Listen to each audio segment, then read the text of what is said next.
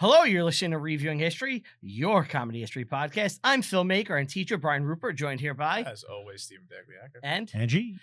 And we have a guest here, our new black correspondent, Chuck Staton. Wow, thank you very much. Welcome in. Our previous black correspondent has quit on us. Is that true? Who was that? It was Chris Lodondo. He said, I will not come back exclusively for black movies anymore. Oh, am I because I'm Portuguese? Is that why? No. It was because I was Portuguese black now. I was listening to Is it because I'm a libtard?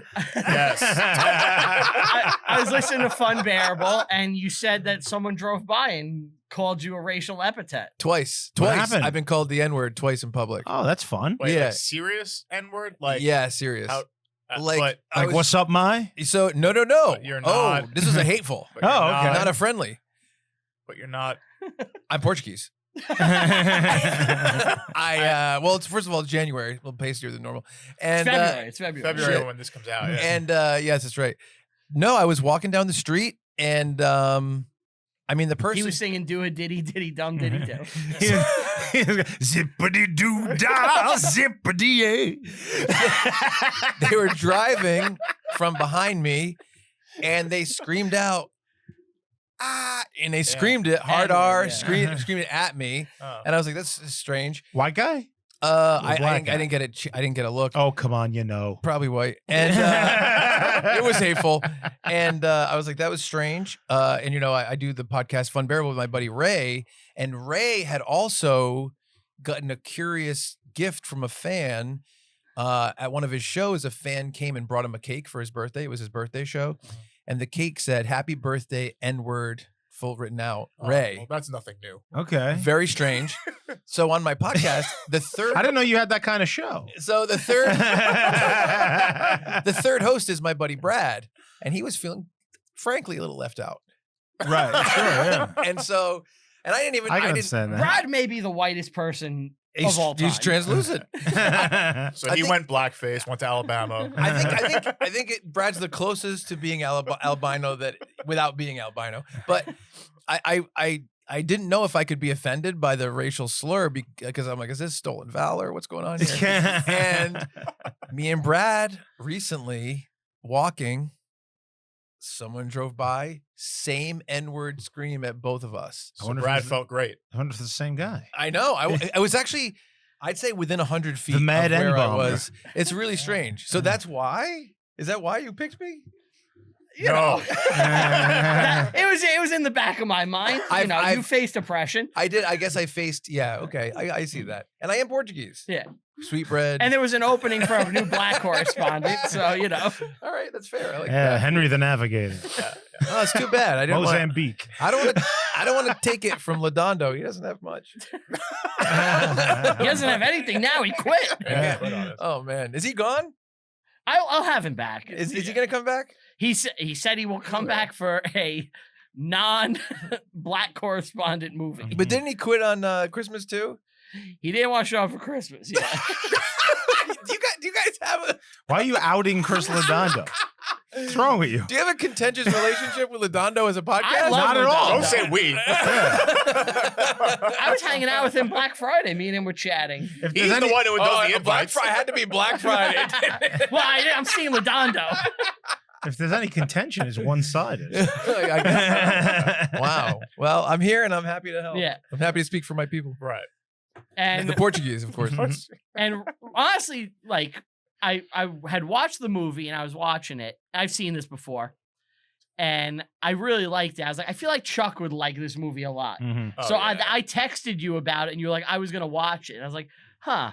I wonder if I could get him. I know it's last minute, but I was like, let me see if I could get him to come on. Yeah. And- Hey, I have canceled many. I thought he was going to say I have cancer. It's really different. I misspoke. I do have cancer. Oh. No, I have canceled jeez. many plans and even trips To to be come here. on reviewing history. Not Oh. no Have joke. you? Absolutely. You haven't been on it very many times. Well, so Two Christmas episodes. Are we just crushing your life? I think is this my This fourth is why appearance? Lodondo isn't coming. I think it's my fourth, right? If you Count This Christmas. is your second time proper on the main show since we first started. So it's been a really long time. Oh, really? On the main show. Yeah. And we crushed your life. Imagine how we feel.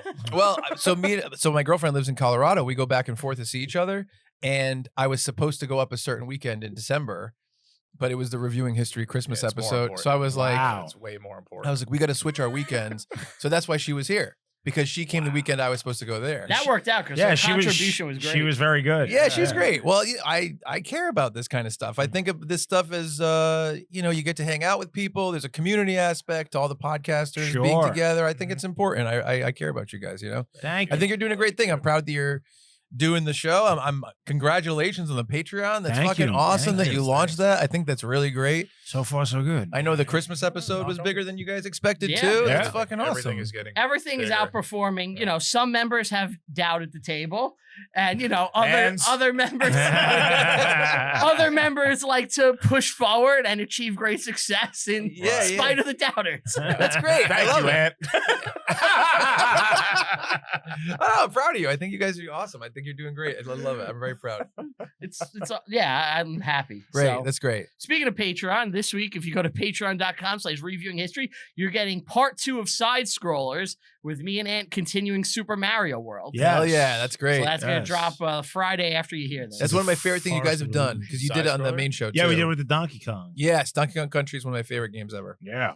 I know you're a big Turtles guy. I just beat Shredder's Revenge. Shredder's Revenge. Yeah. Oh, it's But I want to do Turtles in time, but I do want to do like a big Shredder's Revenge. Oh, So I think that'd be fun. they're so fucking awesome. I love it. It's great. Mm. Good stuff. I love vintage beat 'em ups and side scrollers and all that shit. It's my favorite stuff ever. But we're not talking about ninjas right now. We're talking about. Jesus, I don't know if I could be here. I gotta cut that. I gotta cut that. I know that it was an accident. Well, that's great. That's gold. That's gold. I feel like I'll get in trouble for that one, right? No, I think kind of are talking about ninjas. I will say, well, first of all, he does kung fu. He does kung fu. Yeah. Second of all, I think it's pretty clear that was an accident, right? I mean, it's written in script on your screen right now. It says, make sure you do this transition. Then a lot of weird smiling emojis. There's one word just repeating in Fart is Brian's head real. over and over again. He has to fight to keep it down. My notes just look like The Shining, but it's the N word over and over again. All work and no play. Dolomite Is My Name. Yeah. 2019. Yes. Eddie Murphy. Yep. I didn't know Eddie Murphy was in this. Okay. So I went into this blind. I'd never even seen Dolomite. So I didn't either. Well, did you guys Yeah. know about Dolomite's existence? no, Like, as a well, yes, thing? Kind of. obviously, Kind obviously. of. I would say closer to kind of Yeah. than yes. Well, we're on the shirt. Yeah, I found that out. Yeah. It's Dolomite. See, it's funny when you did the This Ain't No Whack Christmas, which was Yeah. the Reviewing History Christmas special the year before The this first one. one. 2023, right? Yeah. Like I was like, yeah, but I didn't know what it was referencing. No. Same. You didn't know either? No. God, this guy really runs the ship, huh? Holy hell! Trying to just go. I actually think we discovered it on that show. you have official merch that you Here's the don't thing. understand. He's kind of like he's guiding the ship. He's kind of the lookout. He's kind of like saying like some stuff, and I'm at the bottom patching a lot of holes. I'm the Rudy Ray Moore. I'm the Rudy Ray Moore. I'm the Eddie Murphy. He's Craig Robinson, and he's Mike Epps. Oh, I like that. I like that. Yeah. I think that's good. I like this movie. I liked it a lot. I thought it was really very good, which is shocking considering it's Eddie Murphy now. Mhm. I thought it was fun. I thought it was a fun. First of all, I really like the way it was shot. Like obviously they're trying to replicate a little bit of the Yeah. look and stuff like that, and that was fun. And I did like Eddie Murphy's spirit, I guess. Yeah. throughout the movie. You could tell he loved this. Yes, I think it was a passion project. He had Whereas, been trying to make this since 2003. oh really? Yeah. Whereas if you look at a movie like Coming to America 2, Oh, that was a pile of shit, I'm sure it was. and you could tell Yeah. like he's just there. I don't Yeah. know why he's there. He's making a paycheck. He's there for Yeah, the but- name. yeah. But I felt like there was like animosity in that, whereas there's none here. He's just having a great time. I also I Yeah. think the story lends itself that too, Yeah. because it's a really uplifting story in a weird way. Oh, it's but- definitely uplifting. It is. know. I do have one thing I want to bring up at some point that we'll talk about like there's a little bit of an implication of is this guy just like kind of a scumbag? Mhm. And we'll bring it up when it gets to it, Okay. you know what I mean? Mhm. But yeah, it is an uplifting story for sure. It's about the idea that you can say I believe in myself and let's pull ourselves up by the bootstraps and get something done. Yeah. Ultimately. Yeah, right? you can be. Yeah. You could find your path creatively. You know, just keep pushing. Yeah, and if basically. you Exactly. can't, steal from someone. That's my thing. And it happened so early that I'm like, are they saying that his entire personality is No. based on him stealing from Yeah. hobos? Yes, And that's I'm exactly what it was. I think Rudy Ray Moore would tell you that's his personality is stolen Yeah, from hobos. It was. But what's weird is like, I mean, do we want to get into that part right now? Well, real quick. yeah, let's go to it. Let's go. So before we fully dive in, the first time I became aware of Dolomite was in these Charlie Brown E-Bombs cartoons. Yes. Have you ever seen these? Yeah. So I these can already imagine these them, though. people took the classic Charlie Brown cartoons, Yeah. like all the holiday specials, and they redubbed them, making them all black, Yes. basically. Okay. So it's like, But like 70s black. Yeah. yes. Yeah. So it's like Happy Ramadan Charlie Brown, you know. And Suck my big black ass. Charlie Charlie Brown is Brown, the best yeah. one. The Look it Valentine's up. We'll best love one. it. Did Oh, they it's did they so just good. take the original footage and they Yes. just they just They There's just a dubbed add it? new dub. audio. Yeah, So they dub. did this with the original 1989 Ninja Turtles movie as well. Mhm. And it wasn't E-Bombs World. It might have been a different place that It did was it. mostoffensivevideo.com is Okay. who made these things. And so like there was like a ton of those and it was very, very similar. But these were people actually watched it and wrote the redub. So you're saying that the Charlie Brown one was taken from the Dolomite stuff? No. No. People- They referenced Dolomite in the video. Oh, in, so the, it was the in the same- Halloween one, instead of the Yeah. Great Pumpkin, It's the they're Great waiting for Dolomite. the Great Great Dolomite. Dolomite. Oh, so in other words, they did the same thing. They took it, they Yeah. looked at They it, and just dubbed it, they yeah. dubbed it. Yeah. Wow, I think that's fun. They're They did really the same funny. thing with like G.I. Joe. Like the Yes, toys. G.I. Joe, yeah, Those are the yeah. famous I'm ones. the a juggernaut computer. bitch. fucking Yeah. mailbox, motherfucker. Yeah, that's What fun. was that? Where have those gone? bugs? Well, they're very offensive. It's No, I mean- so like archaic internet stuff. Yeah. But I'm saying, like, if they did it with Turtles, they did it with Charlie Brown, they did it with G.I. Joe and They'd still X-Men. do it. But if you think they did those 20 years ago, Well, I'm saying, well, people could do it now and They be a do. little bit less. There's a YouTube channel that does like dubs. Really? Dubs. Yeah, like they'll do like sports stars like on the field. do shit like I know that. about lip reading. Yeah. Yeah. Okay, It's interesting. the same thing, I guess. I but- guess it's similar. Yeah. And I bet the copyright stuff is so much stricter now. Ah, That that's too. to what get it a is. lot of it through, like if we Yeah. tried to redub a SpongeBob, I bet you can't even like. Yeah, put you're that right. up. maybe, yeah. you won't That's get what it is. monetized. So That's what's, what it is. What's off topic, but what do you think was the last great Eddie Murphy movie? Because obviously, like Coming to America is one of my favorite movies ever. Great. Yeah, Uh, or good even. Because I would say this. before yeah. this, Well, I mean, we all think Nutty Professor. Nutty Professor is good, right? Yeah. That first one's awesome. Yeah. That one's like very, very funny. Let's bring up a list of Eddie Murphy movies. Well, there was Norbit and Bowfinger, which Well, I those kinda, are I love terrible. I kinda get those- Bowfinger's great. Is it? Bowfinger's See, fucking phenomenal. in my head, I can't separate the two movies, Mhm. Norbit and Bowfinger. I know he did He was the doing Haunted Shrek. House movie. Well, not Well, Shrek is different. But he was doing that. That's not a an Eddie lot, Murphy you know what I mean? vehicle. Yeah. No, but Dreamgirls was nominated for Oscars. All right, I guess he's been around. Daddy- Yeah, he's been around. Daddy Daycare, Haunted Mansion. Daddy There's- Daycare is a cute like kids movie. There's a Yeah. couple of. It's weird. Like Chris Rock is Remember kind of the in the same one boat. Pluto Nash?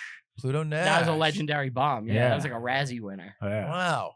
It's like that David Spade thing. He came out with some stuff that like I've never seen. 1,000 Words, Mr. Church. Like weird stuff that I was getting from parts of this movie Harlem Nights vibes. If you ever saw Harlem never Nights. saw Harlem I never Nights. saw Back it. in the 80s. 2011 Tower Heist I saw. He was in that. He was Oh, good. That Tower was another Heist. like It was bomb. comedy, but Yeah, that was Yeah, okay. Ben Stiller. Well, that was sabotaged. What do you Listen mean? up, y'all. So Tower Heist was the first movie to test a simultaneous release with VOD and theatrical at the same time. And a bunch of the theatrical chains refused to run the movie because they were testing VOD at the same time. Wow. So they were like, get the fuck out. You know what I mean? Like, Yeah. and now it's so commonplace and it's cannibalizing the industry. I think Tower Heist was okay though. It wasn't it's bad. It's fine. not good. It's just forgettable. Yeah. it's- Yeah, I think it's forgettable. I don't even know if I saw it. I think I probably did and forgot about it. Beverly Hills Cop, the new one, people liked. I though, didn't see they? it though. Yeah. People said it was Oh, good. they did another Axel. one? I didn't even know. It's It on just came out. Netflix. It's called Oh. Axel Foley or Yeah. Axel F. 2024. Yeah, Axel F. Yeah, Quinn said it was good. Yeah, I mean, look, he has a storied career, and like Vampire in Brooklyn is kind of inspired by what he's doing in this movie in a way. You can tell he's a fan. Oh, for sure. Oh, yeah. It's a weird thing because I feel like there are certain people who came from a very specific type of start. Like if you think of Eddie Murphy Raw and Delirious and stuff like that. SNL. Yeah, and the stuff on SNL, Buckwheat, all that kind of stuff. He's young doing that shit. It's like too. 19. He's young, yeah. Then, I think of Chris Rock as similar. It's not exactly the same, but similar. Then they go into a place where they're like mainstream stars, where all of that original stuff really doesn't fly, and they change so much that it's hard for me to get a grasp on what they are now. You know what I mean? Early Eddie Murphy was cursing and being raunchy and being hardcore. Offensive. And then by the end, by like the mid to late 80s, he'd gone mainstream. Yeah. And he's like clean. That's the way to go. It's trading places. But doesn't that happen to a lot of people just naturally? Like That's you're how you rude and make the offensive when most. you're younger, and then as you age, you kind of tone Well, down I a think bit. he had something to lose. You know, he was suddenly like very marketable. You know? I mean, I think everyone who's in the world of comedy kind of goes through this transition. I mean, even if you look at Will Ferrell, who didn't come from such offensive stuff because he came up at a later age and he came up on NBC, on SNL, a lot of his stuff eventually became mainstream family stuff. I mean, Elf is maybe the biggest thing he's ever done. Is that possible? You know, what I I think mean? definitely. Or Anchorman is one of those two. It's one of those two. And so it's a really interesting transition to see people. Sandler is the same kind of thing. Think of the original Sandler tapes and how offensive those are. And then think of fucking, what's that movie? Grown Ups. Like, it's a really interesting thing. And watching comedians try to make that an change older is- guy trying to be like fucking shocking is just embarrassing. I think for it's the true. most part. And obviously, this movie is not necessarily like a family movie or anything, but it's just for a mainstream audience, just like an adult. I don't know if audience. this is for a mainstream. This isn't for audience. mainstream. No? No, I What don't would you think call so. this? What would you call this? I actually think this is a very specific audience, I think it is too. and it's not us. Oh, I disagree think with it's that. us. 100%. See, I think if I was a 60-year-old black man, this would be my favorite movie ever. You're not? I honestly, as weird as this sounds, you were just talking about the idea of Tower Heist and the surrounding stuff kind of affecting the movie. I look at this movie because it was released directly to Netflix as part of a pie of who they're trying to get to Netflix. So if they released, let's say 20 movies in the year this came out, this probably fulfilled the pie that you're talking about. Right. And you know what I mean? Like they're trying to pull this audience in, but they're also probably trying to make it accessible to a 35-year-old white guy like Rupert. You know what I mean? What 35-year-old white guy even knows the Dolomite exists? Rupert. He's a weirdo. Yeah, he is. You're right. Did you not see his shirt? I agree. I will say though, they did make it for an audience that doesn't know about Dolomite, because I didn't know about Dolomite. Right. Yeah, I don't think you need to know about this. You don't have to know about it, but why would you watch it if you were? It's Eddie Murphy. It's not like he's got star power with the young kids. Well, it's marketed as a comedy. This was an awards bait movie. Like Eddie Murphy was nominated for Golden Globes and shit. They were going for like maybe best comedy at Golden Globe stuff. But then why put all the tits and cursing in it?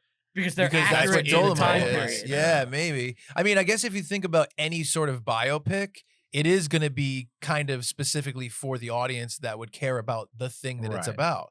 If you think about the Freddie Mercury one, that doesn't necessarily relate to everybody. But Queen has a way bigger star power That's than true. Dolomite. That's You absolutely know? true. But like we've seen it before, like Ed Wood.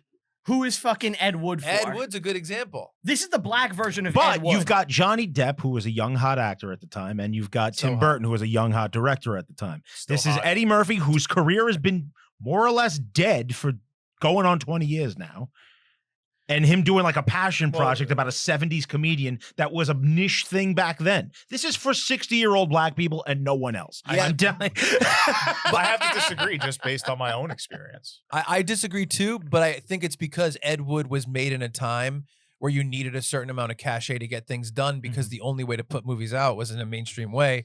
With something like Dolemite Is My Name, now you have a new way to make movies that can be made at a lower budget but can still get to a wide audience. And if you're just looking through Netflix and like you stop on this trailer, Eddie Murphy's in something, and you watch the trailer, you're like, oh, that's kind of funny. Plus Craig Robinson, who's not nobody. What's the youngest person that's going to stop and be excited by an Eddie Murphy? 35? 35, yeah. This movie is for adults, 100%.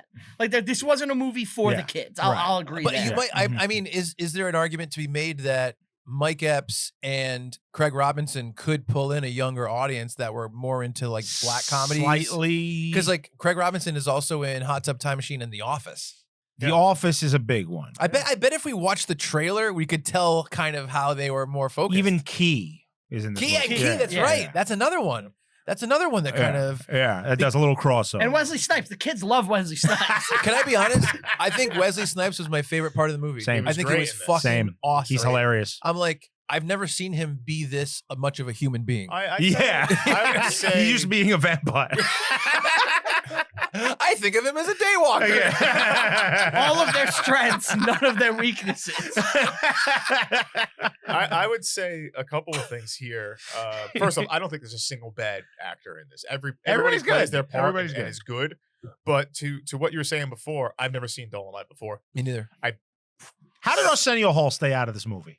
I don't know. That's a great question. Yeah. I don't know. I bet he would have been fucking awesome in this. Probably doing I something bet else. he asked him probably to do Wesley Snipes' part. And I feel like he threw Wesley Snipes a bone with this because this is almost fresh out of him getting out of the clink. Oh, really? This is pretty early after he was released. Yeah.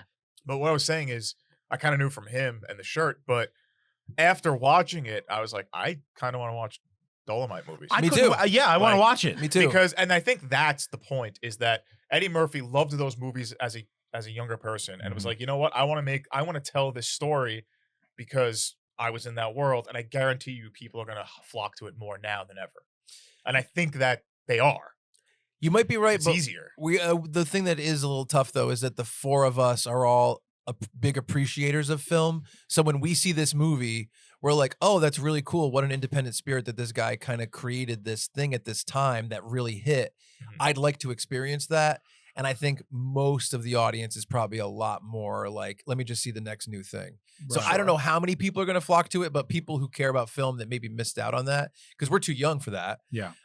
Maybe he is kind of inspiring people who are creators to go check it. Maybe that's maybe that's part of it. I feel like anybody watching would be like, this is really funny, a funny circumstance, situation, and uplifting. Yes. I kind of want to go see that. Sure. I want to see what that's about. And I think they'll have a better appreciation for watching Dolomite after seeing this than before, because before it's like Blaxploitation movies are very like all over the place. I love for them. sure. You love them. I love Blaxploitation. Yeah. A lot of them are fun. Right. I've seen a few. But Yeah. I've seen a few that are referenced in this movie. Yes. They can come off different if you don't know the story of Dolomite. You know what I mean? Like, you don't know the character of Dolomite. You don't know how he came to be. So you're going to see it and be like, why is a pimp like fucking people That's up like with all kung of fu? these. It's weird. It's Yeah. weird, right? This movie also falls into like I would consider it a genre on its own now because there's several movies in it. Movies about people making bad movies. Disaster Artist. That's the first one that popped in my head. Yeah. Ed Wood is another one. Yes. It's the black version. It's the black version. It's the Black the Room. Yeah. So only this one is way better than The Room. I think The Room though is more like a mistake, a series of mistakes, and Dolomite felt like a guy being like, hey, I'm going to make a crazy low budget thing because this is all we really can make and this is my voice. And it actually did hit with a lot of people. And it's comedic. He made a intentionally funny. Here's Intentional the thing. funny, yeah. It's like I watch a lot of Blaxploitation. I just rewatched Dolomite the other day. I watched this and then I watched Dolomite getting ready for the episode. Yeah. Dolomite is intentionally funny. Right. I mean, the You sex know? scene alone is one of the funniest fucking things in a long time. That was great. In a long So time. I hate to spoil it. That is not in the first Dolomite movie. That's In the okay. second That's one? actually in the sequel. He does have like passionate sex in the Dolomite movie, but they took it from the sequel and they kind of threw it into this because it's so funny. Yeah, that's and fine. it gives you the spirit of, Right. you know. That makes sense to me. Yeah. But I mean, look, it's an independent creator driving things forward, which We've seen this movie before. yeah, and it's always gonna hit for me. You know, in a world where my movie doesn't completely fall on its face, you know, I'm fucking the white Dolomite. That's how I describe you to people. Yeah. Well, that's what we were missing, a sex scene. Misstep there. I guess Well, I want to talk. Can I talk about Blaxploitation for a second? sure. What do you like better, Blackula or Boss? Boss N word is That's the name of the movie, Boss N-word. Yeah. That's got my the favorite DVD. Blaxploitation. It's fantastic. Um, Best theme song of all time. Best theme song of all time. I encourage everybody to go listen to it. When I first started dating my wife, or Your my wife? wife, Yeah. This is insane. Yeah. I'm in my white period right now. When I first started dating whites, I mean, A lot of slips on his part. when I first I'm started, a fan of the people and the genre. when I first They're my. Yeah. when I first started dating my wife, I don't have a lot of confidence. So I listened to the Boss N-word theme the entire car ride from my car to the date for like the first like those 2 months of the relationship. Because you're the boss. You were bossed Just out. playing it, like, singing it to myself. those two words are the least likely words I would use to describe you. He's so bad. It doesn't matter. I just had to get in that mind state. Yeah. And it worked. Yeah. Yeah. Boss N-word got me married. Wow. But I love that movie. That was your first dance too, right? at our wedding. Yeah. When At you- our honeymoon, my when wife. you went to- I got something for the mood. I just put it on. When you went to pick her up, did you kick open her door and it's like, bitch, get out here? He had his hat on Her father sideways. gave away the bride. Brian went dynamite.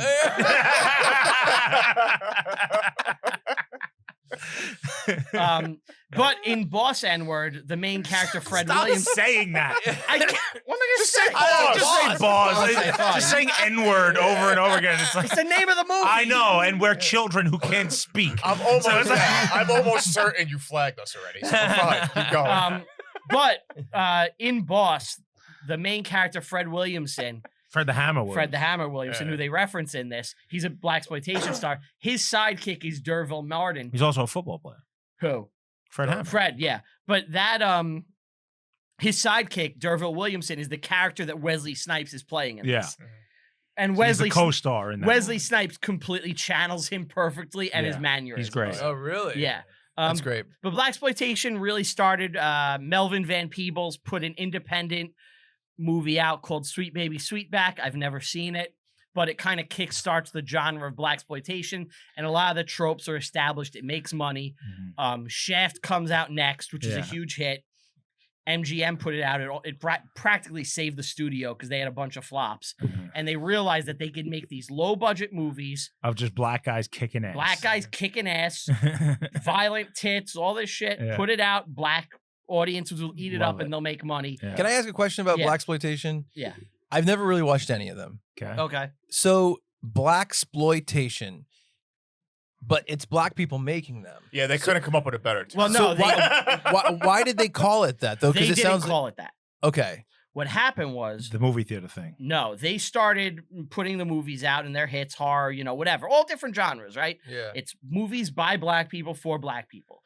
They typically they were anti-heroes, so they were pimps kicking ass, or Right. they're drug dealers, they're not good guys kicking ass typically. Like Shaft's a cop, but most of the time They're it's a pimp. vampires. They're vampires. Daywalkers. The NAACP Yeah. got pissed, and they were like, this is exploitation of black people. Right. You're exploiting black people by putting shit out where they're pimps and all this, Right.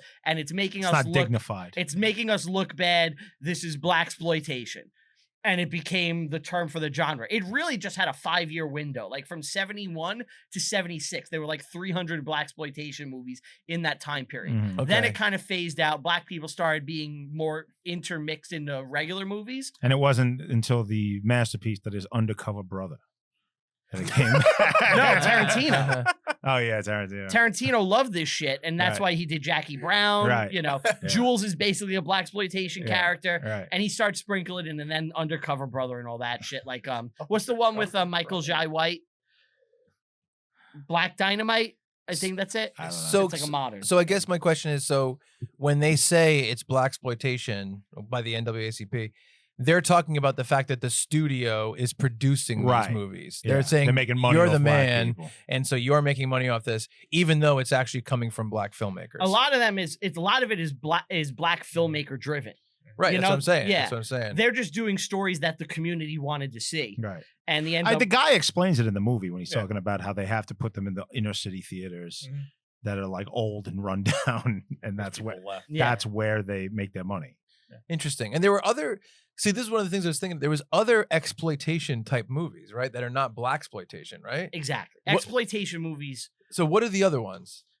So other exploitation movies I would say are like women in prison movies. Women in prison movies. That's where right. it's like Mm. it's Boys like don't cry. it's like you put like a bunch of hot chicks in prison and like they're all raping each other and like really it's just an excuse to see tits. This And, was like, a big thing in like the 60s, like the Mondo topless shit. Mondo. and- Yeah. and, Right. like all these like skin flicks. Right. Okay. Exactly. It's not porn. Right. You know, so you don't like I like watching this shit. This is why I don't feel I know I'm a sleazeball, Mhm. but I don't have to feel so sleazy. I'm watching a movie. Yeah. There just happens to be a lot of tits in it, you know? Yeah. Mafia movies are just Italian exploitation, really. Sure. Yeah. A little side note. I just found this out, and I should say this because there was a big boob movie that came out recently that was huge called The Substance. I don't know if you guys saw it. I saw the trailer. Oh, it's fucking awesome. Wow. My favorite. I honestly, and like art. I would call it like art house horror basically, Mhm. and it's like tons of nudity in it. So much so I couldn't believe it. We went to go see it Is Demi together. Moore and It was naked? crazy. Yeah.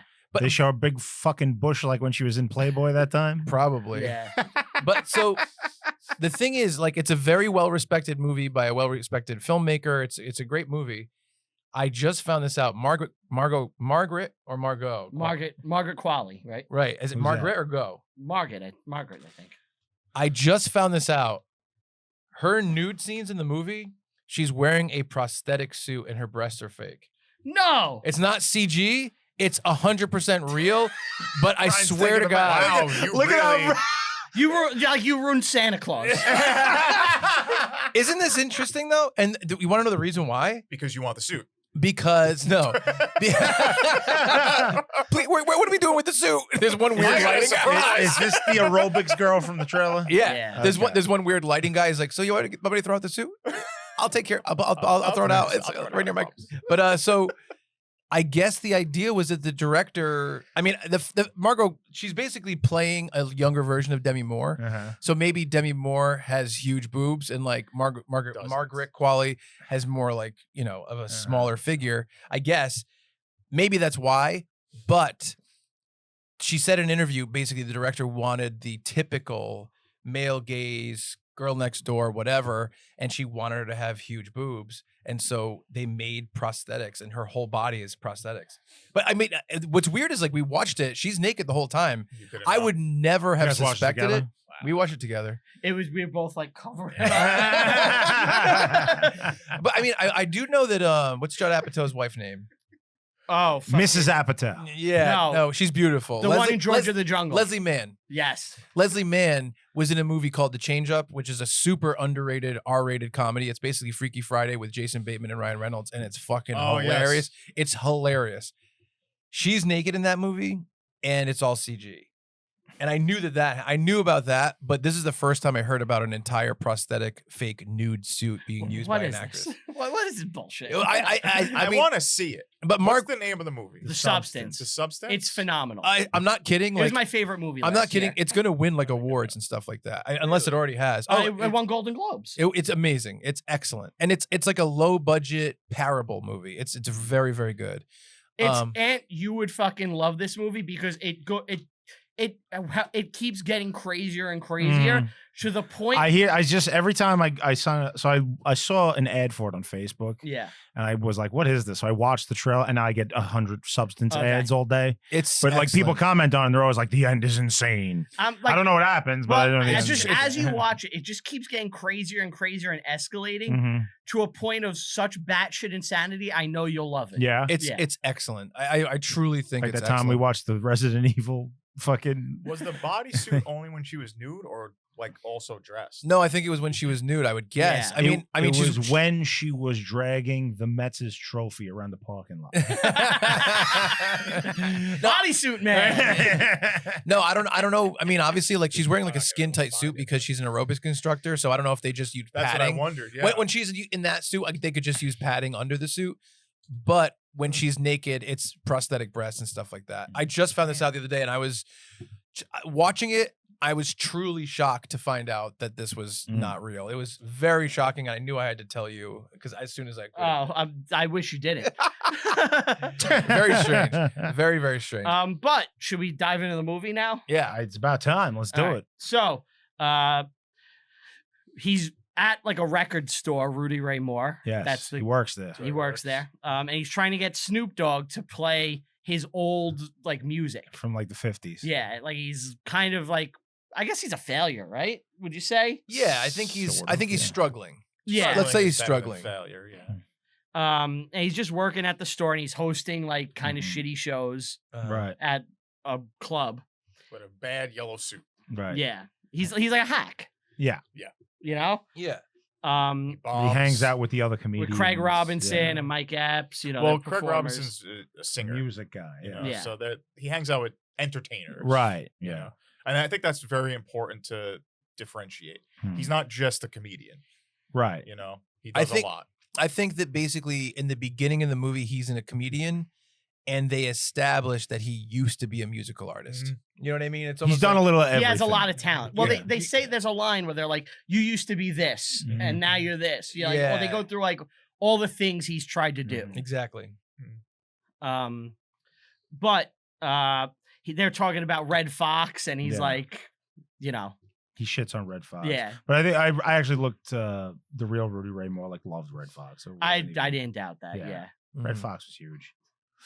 Do you like Red Fox Yeah. I like him in Harlem Nights. He's fucking Oh, hilarious. he's in that? Yes. with Eddie? With Eddie and Arsenio. Okay. Oh. I never. Oh, and Richard Pryor. They're like a team in it. It's Red Fox, Richard Pryor, and Eddie Murphy. That's fucking some powerhouses. Yeah. Yeah. It's a great movie. Red very Fox funny. was Sanford and Son. Yeah, he's Sanford. I never watched it. Hilarious. Did show. you? No, I never watched Sanford and Son. I don't know anything about Red Fox. No. That I was know one- that. Yeah. That was one of those shows. The theme would come on, and I'd be like, "All right, change the channel." So we at the time he is working in the record store, which is, you know, turns out very important because Rico walks in rambling a bunch of horse shit, which is- Nothing better than being assaulted by a homeless guy. Yeah, Or You have to deal with accosted that. is the Yeah. better word. Accosted. you by a have to deal homeless with guy. that on a regular Yeah, basis, I right? deal with homeless people quite often. Have you ever stopped and been like, I'm No. gonna use this joke on the podcast? No. no, I push him on the train.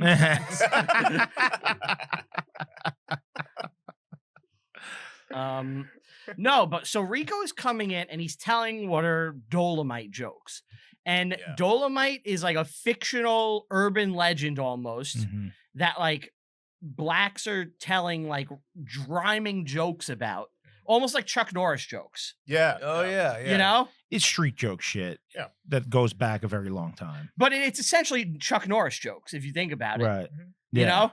Like Chuck Norris could kick a mountain and like the world cries. I I'll don't be know. honest. I don't get it. I watched the whole like first 25 minutes of this movie and I'm like, this is not funny. I don't know why people like this. But that's just because I'm very white. You know.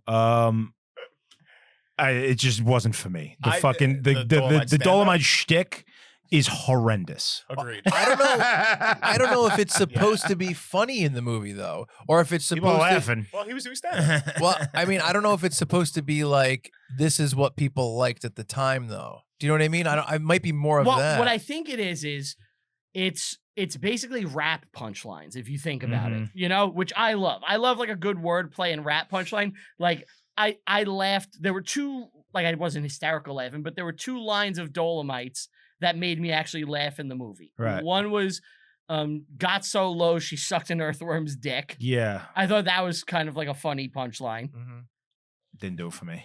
I The- get it. And me and I watched this with my wife, and the two of us are like, I don't know, I don't get it. The one that I thought was good was he's so stupid that he refused a blowjob because he thought he'd have to get off That's unemployment. clever. That That made is me clever. laugh That's too. clever. See, so but here's the thing. So let's say if you change this to we're watching a biopic about the Supremes and they came out and they performed and the audience is like, oh, this music's really good. I don't really know if we're supposed to also be like, wow, what? This music is so good because it's a thing that happened in a specific time period that appealed to people at that time. Yep. So I don't know if we can watch it in 2020 or Modern 2025 sadness. and say, "Oh, I'm so surprised by this humor." So I don't know if the audience is really supposed to be taking Humor is also very much of its time. Exactly, that's what I'm saying. Yeah. So is it more like that? Like, you know, if you watched a movie about Elvis and he's fucking shaking his dick around or his hips or whatever, and people are like, "Oh my God," we're not supposed to be like, "Oh my God." The We're vibe- finding out about the story. The vibe I was getting from the whole movie, and this goes back to what I was saying before, if I was a 60-year-old black guy, it'd be my favorite thing in the world, Mm. is that it was almost like these are probably real lines from his albums. They 100% are. Yeah. Yes. That like guys that were there at the time are supposed to go, I remember that. That's fucking great. I love that, you know? But that's But me as like as a guy now is like, this isn't for me. I think you that's know? I think that's okay though. I don't know if There's nothing wrong with it because the movie gets fantastic once they start making the movie. I think it's almost a little bit more like, here's the story. It's Yeah. not supposed to Yeah. hit you in the same way. I don't know. This is That's what how I happened. think about There- it. I'm there- not It'd be sure. like if somebody was doing Jerky Boys lines.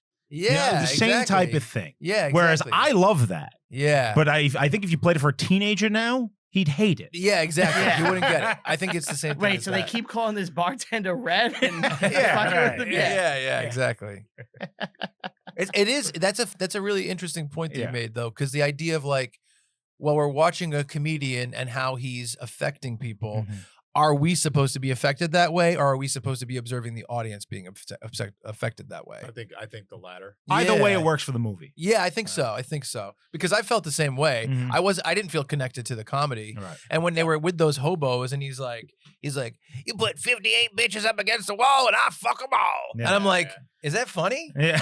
And like, by the way, It's not funny. by the but way, it's no way. clever. Like, It's not this guy funny. has no It's- teeth. His face is burned off. Not one of those 58 bitches is gonna have sex with this guy. It's not funny. It's creative, and then it was polished. Well, that's the Rudy thing. He polishes it. took the base of all Yeah. these jokes. Right. I was like, okay, They're let me creative. find new punchlines and new ways to make this hit. I think it's more about the voice. I don't even know if it's Sure. about the humor. The I think it's attitude. more about the attitude and the way you do it. Well, and now I'm gonna play this fictional character that's been like an urban legend. Yeah. it's You know? it's really weird because music and comedy have the same kind of thing where in the terms of the development of something, a new thing will come out and it's like, wow, this is different and new. But then after a while, when that becomes what people are used to, it's not as effective anymore. It's just like if Seinfeld continued. I know you don't like Seinfeld. Don't fucking put that. But don't put that in the universe, man. you know what's a Please. really good example actually is like The Simpsons, because The Simpsons is still on the air and it started in '89. The way that that first 5 years, 6 years, 8 years of The Simpsons, it's like new and it's something cool and different, and then it just becomes so normalized becomes that the it's not mainstream. effective. Mhm. And I think maybe what he was doing when he found that out This is was exactly finding. what we were saying about Eddie Murphy before. Yeah, he found this voice. Exactly, it's actually true. Yeah. But he found the rhythms and the voice and the cadence and a way to approach it that was new at the time. Well, but yeah. I did have a question about the scene though. Mhm. Was this establishing him stealing, or was he inspired? Like, what was the point of this scene? He paid Well, them for this the is jokes. he did this in real life. Yeah. This is actually what happened. And if He paid them. He Yes. paid them, but he wasn't paying them to write. He was paying them to tell their stories, and then he took their voices. Well, these are like urban legends. It's almost Yeah. like public domain shit. You know, it's like yeah, I agree. With it's like that. if you're singing like obviously we know like slaves sang songs, right? Like they would sing. If you took like one of those, they're called are they Negro spirituals? sure. If you took a Negro spiritual, Sure, yeah. yeah, no, but if you took one, right, and you're like, this is an old slave song, and you record it in like the 40s, the 50s, the 70s, whatever. Skip the 60s. Yeah, I skipped it. 60s, you got other shit going on. You don't got time to record. I just skipped the 6. You gotta But go to the moon. yeah. But if you take one of those Negro spirituals and you record it, Oh, man. It's- it's like you're not stealing. It's just already in the culture almost, you know? I yeah, also think it's important for this. Above all, this is here's Uber how Alice. he came up with Dolomite and how it turned into film. Without the true story of this, even whether and showing that people are reacting to it, Can why I even bother? right. I You get know? it. can I add something to this? Yes. So No. so he's taking this from a homeless guy, Mhm. right? And he takes it, he makes it better, and he makes it good, and then he brings it on stage, and people actually want to see it, right? Yeah. This is exactly what I was saying. I said this a long time ago on the show. This is like Led Zeppelin stealing the stupid blues songs from Yeah, of fucking course. Muddy Waters guy on the Mississippi Delta and making it fucking Led Zeppelin. Yes. It's going nowhere and it's dead if it stayed where it was. He took it and made it something viable. It's a really Yeah. interesting part of the movie because I was just kind of like, I don't know what they're saying here because on the other side of that coin, he was on stage and going nowhere too. Yeah. So not it's like these weird. It's guys a were weird. comedians. It's a weird thing because he's going up there and he's failing with his own voice and his own things he thinks of. He has to become a character. Then he goes to a hobo camp and he steals the way they talk and what they say, and he becomes good. And I don't know if they're saying, "Wow, he's such a genius. He took blah blah blah," or if they're saying like, "Ah, is this cool?" I think it's more genius because let's say you steal it from other black comedians, where it's like, Yeah. I'm gonna take this guy's joke, this guy's joke, this guy's joke. Well, now you're compile a it. joke thief. Now you're a joke Yeah, thief. For sure. But you're taking it from people who are just rambling and creating a real character about it. It's not word for word. I think the you know? scene There's nothing afterwards. wrong with that. I hear you. I think the You know? scene after that where he's in his house and he's coming up with stuff and he's like, It "Bitch, just doesn't work. cow on the Yeah. moon." I wish they did a little bit more of him shaping the stuff Shopping. to be like he's a bigger part of this and he's just taking the DNA of the way they talk. I even kind of wish what they could have done, which I think would have been cool, is if he had some jokes that he did first and they all failed, they bombed. They did. Well, then when he went and talked to them, he kind of adapted his own jokes to be a little bit more in that Oh, voice. Yeah. That way it would Yeah. seem a little bit more Like like his actual voice was on it, thoughts, yeah. and he was just affected by this. Right. But instead, he's like, "Oh, let's throw out my jokes. This weird guy said this thing. I'm going to say that thing on stage." And well, it's he like, saw the guy killing. The guy was killing in the record store. yeah, Yeah. exactly. Yeah, So it's exactly. it's a little strange. I know that because of the rest of the movie is so reverential, I'd say, that they're trying to say that he really figured this out. But it did seem weird to me. And he wasn't going there saying like, "I want you guys to help me come up with jokes." He was like, "Just tell me your stories." And he gives him $3. And And I'm like, recording, that's yeah. not great. You know what I mean? The very pants I was going to return. And he told his buddies that he was going to do this in his act, and they all mock him. Yeah. And then he does it, and And it's he great. performs, and Yeah. it's a he huge kills. hit. He kills. And he wants to record his own comedy album, and he goes to that's his mom, right? That's his aunt, His aunt. Okay, he goes to his aunt. who was in Borat. Yeah. She's in Borat? Yeah. I don't remember her in Borat. I noticed that too. Yeah. I thought about her, and it immediately made me think of the girl that was the daughter in Borat too. And I'm like, I wonder if those movies like opened doors for these people. They must have. Oh yeah. Nobody knew who she was before Borat. No, remember the bald hooker Yeah. in Borat? Yeah. That's who it is. That's her? That's Yeah. the mom. That's the Oh, aunt. shit. Yeah, you didn't recognize the titties? No. Oh, come on. Me and Aunt got him right away. We clocked him immediately. So she gives him the money to record the album, and this is actually how he did it in real life. He invited people like over to his house, and he had almost like a house party and recorded himself performing Mhm. for like these people in a very warm room, Yeah. and he released it. Self-released the album himself. Like Ludacris. Is that what Ludacris did? Well, he basically made his own album and sold it out of the trunk of his car. That's how he became famous, was selling albums out of the trunk of Did his car. Jay-Z do that too? Oh yeah, Yeah. I'm sure a lot of people did like that. But he had raunchy album covers. Yeah. Very And- raunchy. That couldn't be put on the shelves in stores. Yeah. Which Or played on the radio. which makes it dangerous right away. Right. Yeah. and appealing. Well, that's the thing. People like that. It was like the best thing that happened in the 80s to the musicians was the parental Oh, yeah. advisory sticker. Yeah. Because the kids would go to the record store, well, buying this one, Mhm. buying this one. I almost put it on my podcast artwork. I almost put the parental Really? advisory sticker. Mhm. Yeah, because I thought it'd be kind of fun and cool, but I was like, it's kind of glaringly different. You know what I mean? But it's fun. I do like that idea. Yeah, it's fun. So where are we? He meets Queen Bee. Queen Bee. Queen Bee. Lil' Well, he Kim? goes on Yeah. tour. He's going on Yeah. tour. Yeah. Yeah. He goes on tour. He sees Queen Bee get like smacked in the face and And has she a knocks breakup, out and the she's sitting at the guy. bar, and he's like, "I want to talk to her." Yeah, she knocks the guy out. Yeah. Yeah. Oh, we skipped over it, but the album cover is really funny when he Yeah. gets like the chick naked. Yeah. Yeah, the He's big standing bush. next to her. Yeah. Yeah. Well, we said he kind of does like a bunch Yeah. of raunchy album covers, and one of them is our shirt for Christmas. Yes. Yeah. So you guys had forgotten about it? Like I didn't realize that's what this was. So when I saw the album, I was like, fuck, that's great. Yeah. I honestly, because they don't, to me, they don't reference the exact one, do they? Or maybe they do when they're just like flipping through. and they flip through, it's Flip there. through, it's there. Yeah, and Yeah. I was like, this has to be exactly what we were parodying. It when we did was, that. yeah. Yeah, I figured. so yeah, for those that don't know, we said it, right? Yeah. Yeah. Yeah. Ain't no Um, whack Christmas. Yeah. That's where I saw it. So Queen Bee, I couldn't find anything in real life how he met Queen Bee. mean, In So the then movie, we go with the movie. we gotta go Yeah, with the go with the movie movie. then. So in the movie, he sees her and he goes over to her after the show and she's like, I'm not fucking you. And he's like, Mhm. no, like, I think you have, like, there's something about you. Mhm. Yeah. He's like, you used to perform. Like, I sense something in you. And he almost makes her like his protege. Yeah. He's like, Yeah. you could be funny. Well, it seems to me like they do like an act together where they're doing almost like country songs. Yeah. Mhm. that are Yeah. filthy. Dirty. Yeah. Like they put on an affected voice to sound like Southern. You can suck. Yeah. We can suck. yeah. Yeah, that's fun. And I read this morning that he was actually in the military. Yes, And he when was a military. When he man. served in Germany, he would do country songs in like a R&B style. And He was a character. They called him the Harlem Hillbilly. So I'm wondering if that's just the translation of that, Maybe. or like but the Maybe. next step of that. they actually reference it early in the movie because he did a bunch of characters. Mhm. One of them was the Harlem Hillbilly because Mhm. he enlisted in the military for World War II and was like in like the entertainment division. Yeah. What a good division to be in. It was definitely the safest one. Yeah, like, So they bond and they become buddies. yeah, really good friends. But he And hits the billboard.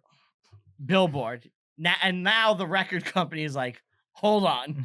What's going on here? Something's on the charts and we're not getting a piece. Mhm. So these brothers, they're real guys, the They're like Slavic. Bahari brothers, they're Hungarian Jewish. They owned Media Records. Ah. They like had a lot of black acts, Mhm. Obviously they signed Dolomite in the movie. We Right. see them. Mhm. So they put the Dolomite album out, and I think that's really it with them kind of right now, right? Yeah. Well, Well, they end yeah. up bankrolling the movie. I was going to say, pretty it's much. Yeah. they're in a huge part in his life. Mhm. He's successful, he's huge, and now he has the idea. They go to the movies and they go to see the movie Front Page. With Jack Lemmon and Walter Matthau. Yeah. Yeah. It's supposed to be funny. I've never seen it, No. but this looks like the whitest movie of all time. But I tell you what, I laughed at the scene they were watching, and they were like, "Oh, this sucks." I thought that was funny. Really? Well, they didn't get it either. They're like, what's happening?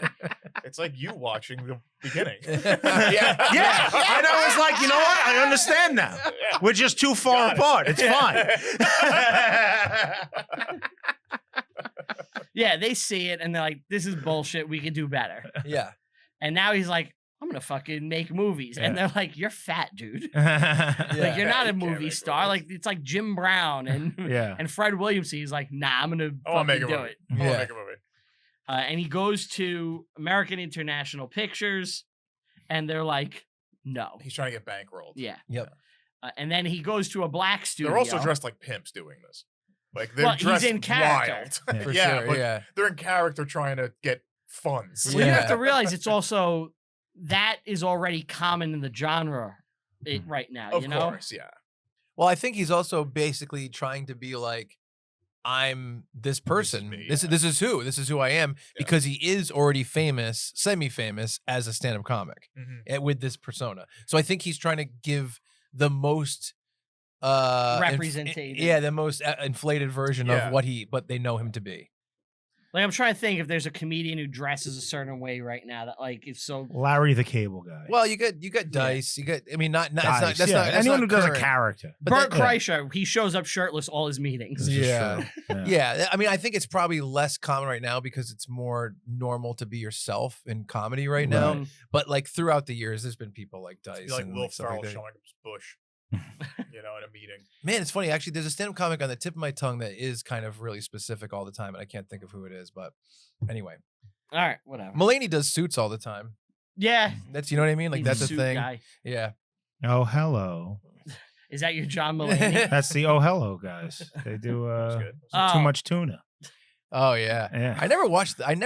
Oh Hello, the Broadway show. I never saw the Broadway show, but I know On I do Netflix? like those characters. I think they're Oh, funny. They're fucking awesome. Mulaney and what's his name are so good. What's his fucking name? Wow, I can't think of his name. You know it. Come on. I do. I know Gil Faizon. That's the character he plays. He looks. You know the character's name. Nick Kroll. Nick Kroll, yeah. That's right. okay. Charmed. So good. And he goes to a black studio now, and he's like, "Hey, I want to make a movie," and they're like, "No, we're getting away from all that pimp shit. Yeah. We're gonna put out Cornbread Earl and Me." A movie my father has been talking about my entire life. Why? He just loves bringing up that fucking Lawrence Fishburne was in Cornbread Earl and Me. It's his That's first movie. I've known that since I was a child.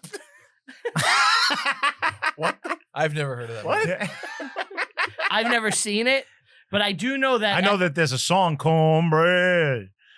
And I never heard this. Yeah. That's funny. yeah. But I do know that there was a push, and this is kind of signifying that, where they tried to change Blaxploitation to be positive and uplifting. Yeah. And this is a movie like that, which obviously nobody fucking went to see. Cornbread Earl. No, it was a big hit. It did. Yeah, He budget knows was about it. 800,000. It made 2 million. Yeah, it was a hit. Dolomite made 15 million. Okay. It's not the You know. biggest hit, but it's fucking Cornbread Earl and Me, bro. Don't fucking diss on it. You know who else is in Don't it? hate on Cornbread. Who? Bernie Casey. Who's that? Dude, Bernie Casey's in Star Trek. Who is he?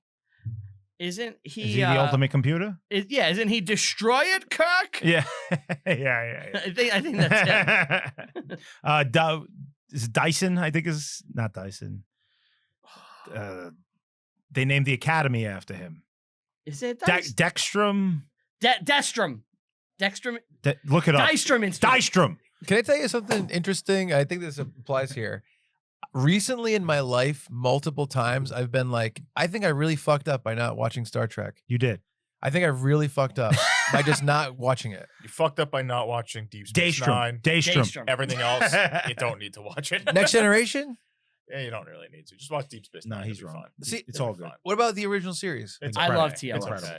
See, like I feel like It's culturally like relevant. Like you can like what we just did Sure. happens every day, and people will get it. yeah, I was working with the guy who directed the last season of Picard, Okay. and all the people around us when we were working on this project were like referencing all these Star Trek things and blah blah. And Well, they're working on Star Trek. I mean, is that really hard to believe? I was like, Are they? well, I was like, I feel like very much like if they find out that I haven't watched Star Trek, I'm gonna be like excommunicated. Oh. I really felt like that. So I'm like, oh yeah, the visor. Jordy.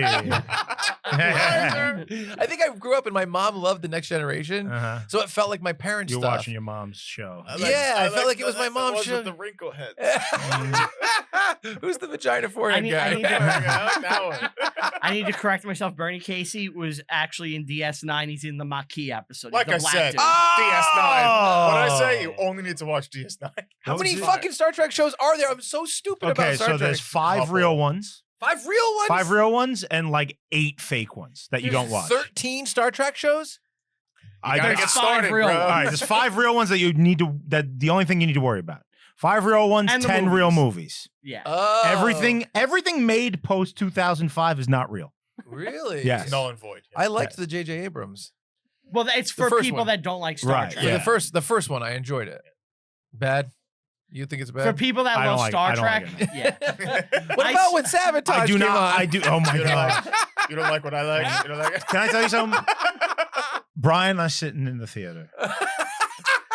Now that's the third They took of me the to see- JJ They movie. took me to No, see no, this. that's the first one. Sabotage is No, in the first It's the and Oh, first you're one. right. You're It's right. the first You're one right, because you're you right, guys you're right. took me to see it, and I was purposely right. saying how much I loved it because it was So- making you guys cringe. 2009, that movie comes out. Yeah. I was probably the height of my Star Trek obsession. me and him Really? before Yeah. the movie went to a Star Trek trivia contest Yes, and and won. Wow. Yeah, and we got like free tickets to the movie from winning this contest. Wow. So we were- I had to go see We're it. sitting and fucking watching JJ's movie, Yeah. and I couldn't be more excited. And by like The opening was fantastic. by like minute 10, I had like thrown my He fucking. threw his fucking napkin. Yeah, I was like, "Fuck this!" Yeah, I Really? was furious. Yeah. What about when Spock met Spock? Eventually. That's what I was doing for them. He was with us. He hated Star Trek, and he just came and he just kept going. This is great. Citizen, what's your name? Ah, shut I up. was like, oh, it's a great action movie. So- They're like, it's not track. I'm like, it's a great action movie. So that's the first one, right? Where I was legitimately mad.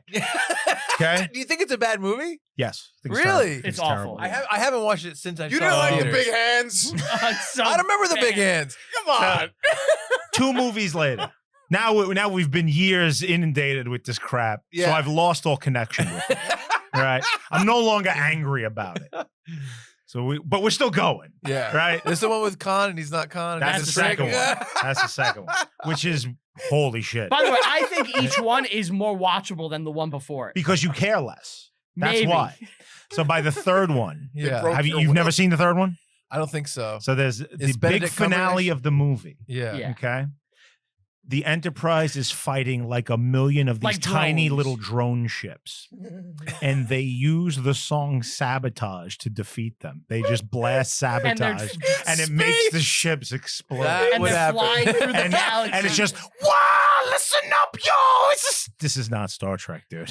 me and him were sitting there. Crying, laughing. We couldn't believe it. Like Yeah. it's like because we were mocking it the first Yeah. time when we saw it. Yes. It's like a joke we would have made Yeah. after watching it because how disconnected it is from real Right. track. So Wow. after the first movie, we went home and me and him stood outside his house for like 3 hours.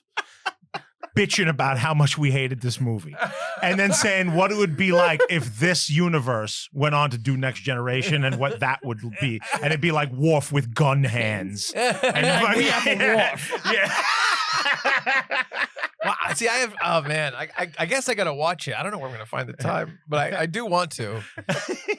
That's funny. DS9 is one that you need to watch every episode because it's serialized. Yeah. The other ones you could kind of pop in any episode, Right. other than Voyager because They- that's serialized too. I guess. They reset And basically. Enterprise. TOS and TNG yeah, reset. it's basically Well, a fresh slate. TNG takes place 80 years after Yeah. the original series. Right. Okay. There's only one way you're going to get this done. You're going to have to get a Tesla, and every time you auto drive, that's when you're watching. It's the only way. Yeah. Right. It's too much content. Yeah, I know. That's the thing. It took me, I think, a year to finish DS9. Wow. And I was watching it like a lot. It's so good. I though. feel left out. All right. I'll just watch the JJ ones. That'll get me caught up. It is, yeah. No. Yeah. He's like, all right, I could back to the movie. He's like, Yeah. all right, I could do this shit. You know, I got ideas. I just got to find a writer. And he goes and he finds Jerry Jones. Jerry Jones. Yes. What? I was fucking Keegan. Yes. Keegan Key. I think is Keegan Michael Mike- Key. Kegel Michael something. Can't just say Key. He's, by the way, that guy is so fucking talented. It's crazy. He's Yes. so good. I Yeah. think he's so Keegan funny. Michael Key. Yeah. Yeah, he's excellent. And Key and Peele's a very funny show. Yeah, Key and Peele is awesome. And then Mike Birbiglia directed a movie called Don't Think Twice, and he's the lead in it, and it's fucking incredible. It's about an improv group, and he goes on to get SNL and what it does to all their relationships. Mm. And it's like he's excellent. He's so good. I put the pussy on the chain wax. Trying to make this happen. And Michael Keegan Key is like a very uptight guy. He's great. Yeah. Yeah. He's like He's a writer. super like by the books writer. Yeah. Like Yeah. like positive black guy almost. Yeah. You know, he's like doing pimps and He's shit. trying to do something for the community. Yeah, I like that. Yeah. And he's like, nah, man, it's like it's all goof. Like, come on. Yeah. And he convinces him. Yeah. And They find Martin. This is actually how they found Martin. well, real quick. So they're talking about write what you know, right? Oh, And yeah. he starts before that, he has a bunch of insane ideas. Yeah. A lot of those ideas are in future Dolomite movies. Uh-huh. Where he's like, fuck the devil and shit. Or like he in the third one, he's not Dolomite, but it's a Dolomite movie. It's called P.D. Wheatstraw. He's the devil's son-in-law.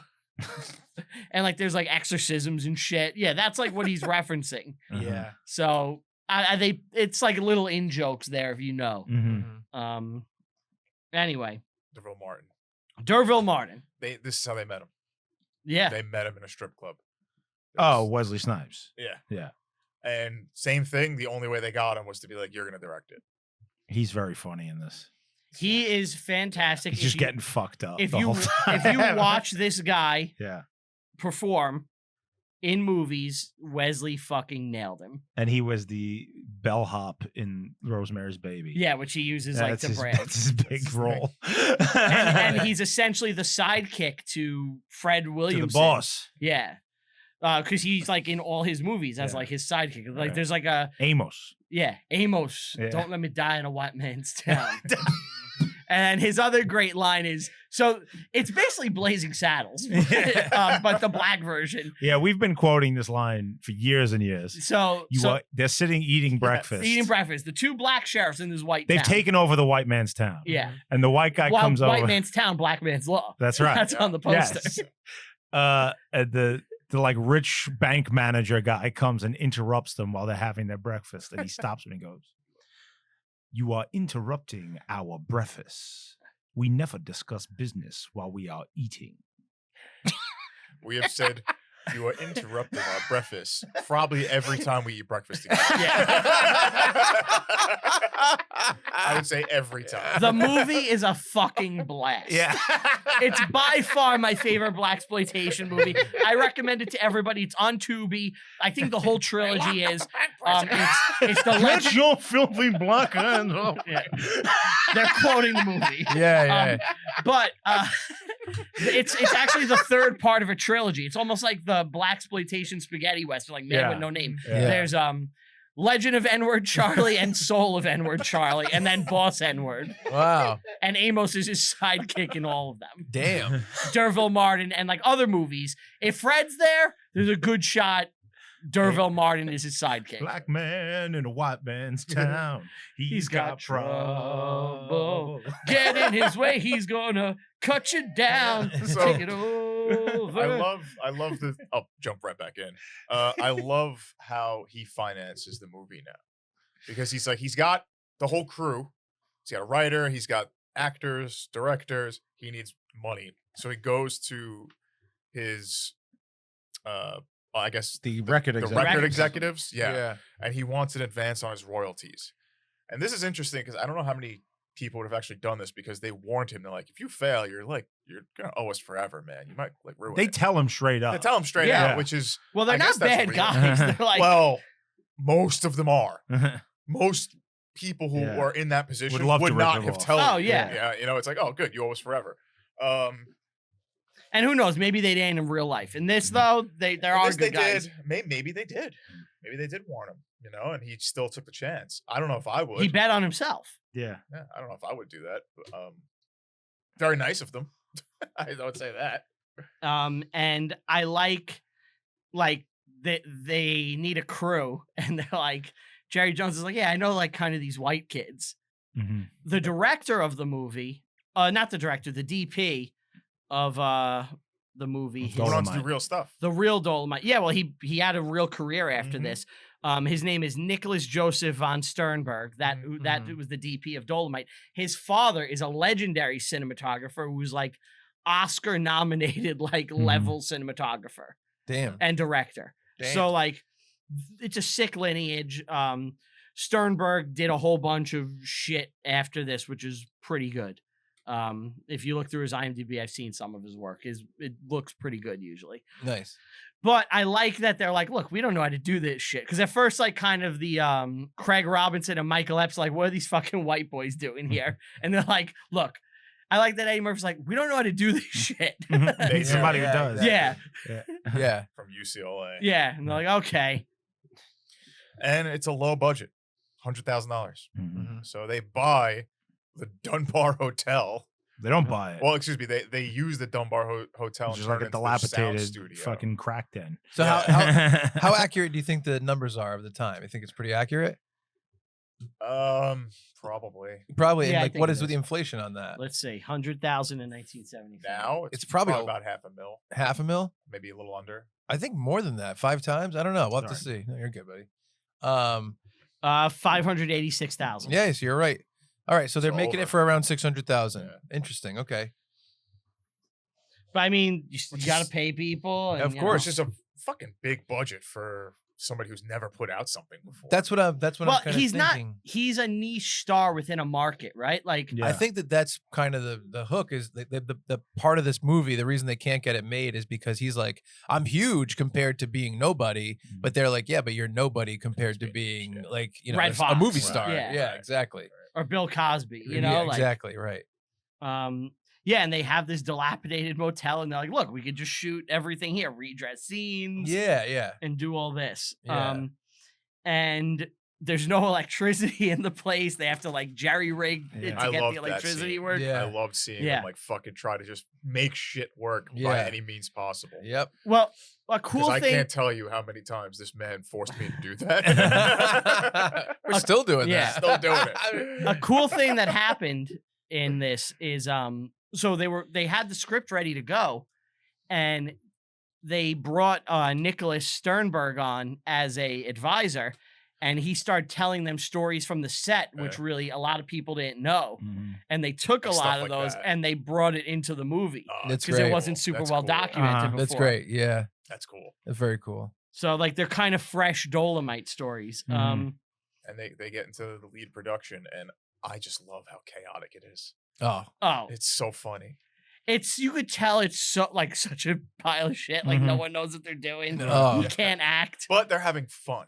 of course. That's Oh, the yeah. most He important must have thing. been like a very magnetic guy, He's a charismatic guy. you know, and people like want to do things for him. It's like Ed Yeah. Wood, Yeah. you know, where it's like or Chuck. he. Yeah. Well, you put together like a band of like misfits and outcasts, Yeah. and like you can get shit done. You Oh, know? Of course. That's the Yeah. lifeblood, I think, of anyone's starting out story, right? Oh, yeah, I think so. Yeah. And then you just hope one day you make enough, and you could jettison the people holding you back. But they I was in a band no, you bring it with Genesis. you. You bring it with you. but I would say he kind of had one thing going there more than others that are just starting out. He had a killer band behind him. Well, that's the thing. Every Blaxploitation movie Has has to have a great song. Oh, phenomenal music. but it's this one part was of like, it. oh my gosh. Oh, the Yeah. Dolomite It's a music step above. kicks ass. It's a step Yeah. above. Well, that's the thing Yeah. is I think that the beginning is kind of establishing that not only was he trying stuff and failing, but in doing so, he was building all of these talents that are going to come into play later Mhm. on. Every time That's you fail, you get a skill. so when exactly. When they went and they were like with Craig Robinson in the studio, I'm like, oh, this is because they had previously blah, blah, blah, you know, all that kind of stuff, which is, I think, how a lot of art does move forward. Yeah. It's also the circle, right? Like if you're an Of life? entertainer, like his circle, he's surrounded by comedians, he's surrounded by artists who are making music. So, oh, hey, make music for me. Oh, hey, write for me. So it's just that world. Yeah. It works. It's worked out for him perfectly. And I like the scenes that they film in the movie. I like the white guy talking to Lady B or D. What's her name? Yeah, Oh, and he's Queen saying, Bee. "Oh yeah, I Queen play Bee. this." He's like, I've been a racist He's a in villain. this. and Yeah, this. yeah, I yeah. always play the evil white guy. And she's like, you got to type, don't you? that's funny. Yeah. but he's like just talking sweet. Yeah. No, it's great. It's so good. It's really funny. It really did look like it was a fun set to be on. You know, as yeah, the torture movie as makes it was, look like, you know, fuck, man. Like, I wish I was working on Dolomite. Yeah, it was yeah. probably torture for some people. You know, I don't want to get electrocuted. And I but- love that Derville is just such a fucking prick. Like, Yeah. you want Dolomite to smack him around. Yeah. But at the same time, he's packed with wisdom that he needed to hear. You know what I mean? He is, but at the same time, he's an asshole. Like, I like you when need that. I like when Eddie Murphy goes over and he's like, look, man, I don't got an ego. I got to pick up a fucking light. I'll pick up a light. Like, Yeah. I got to get shit done. Like, They needed each You know? other. Yeah. He had to be humbled, but also Roy needed to hear like, hey, if you need to get this done, you need to get it done by any way possible. Like, there's no excuses here. Get it done. Yeah. You know, it's a Derville kick in is the ass. drunk while he's directing. Yeah. My wife looked it up. He died like of 1983. acute alcoholism at like 45. Yep. Whoa, Yeah. 45. Yep. How old was he supposed to be in this movie? I guess in his 30s. Wow. Wesley Snipes is probably a little too old, but Yeah. He was awesome. oh, he's great. I in it. mean, he felt youthful. Is what I guess. I mean, he didn't seem like weathered. You know what I mean? Yeah. And a lot of the shots are directly from fucking Dolomite. I mean, they Yeah. show it at the end Yeah. of the movie, Yeah. Yeah. but if you watch the movie, it's Mhm. you know, the sex scene. The sex scene is probably the best moment in the movie. It's I'd the say. best. It's very funny. It's so funny. So Very fucking funny. fun. Put your weight on it. It's I mean, so funny. I like the car chase. Drive. Yeah. The fact that the ceiling comes down. That's the only It's so unbelievable funny. part about the sex scene is that somehow the director had no idea they were Yeah. planning all this stuff. Right, yeah. It's like- Or the writer. Yeah. Well, What happened? I don't think the writer. I totally believe they would do that to his Sure, me passionate too. I believe love that scene. too. I believe that. D'Urville Director knew. seemed like he was drunk off his ass. So, yeah, but maybe. that He was also, like, that was fucking funny. like Yeah. I said, that didn't happen in the first Dolomite. So Right, you know, right, it yeah. works for this. Yeah, no, it's great. But what a good call to make something like that funny. Like to that extent where it's just so ridiculous. Oh yeah, Yeah. You know? it was great. And there's no proof that he was nervous about like Yeah. fucking all these chicks. I think they put that in to kind of Yeah. Humanity. do it, but Yeah. you know, you because he fucks quite a bit of chicks in the first Dolomite. Where are we? So I guess they finished the movie. Well, they finish it and D'Urville, as he's D'Urville- leaving, is just like, I'll see you fuck at the you premiere. guys. never mind, there probably won't be. Yeah. Just a fucking scumbag. And like That's all. you kind of see I think Eddie Murphy plays it great here. Like he's hurt. Mhm. He's like, you know, I fucking put everything into this and like put him Yeah. down. Yeah. And Sternberg is like, hey, you know, it's not over yet. So you Mhm. call rap. Yeah. So, you know, he boosts his spirits and they have like a party And in they're the like, no, hotel. no, no, do a Dolomite rap. Yeah. Yeah. You know? They're like, that's a motherfucking rap. You know?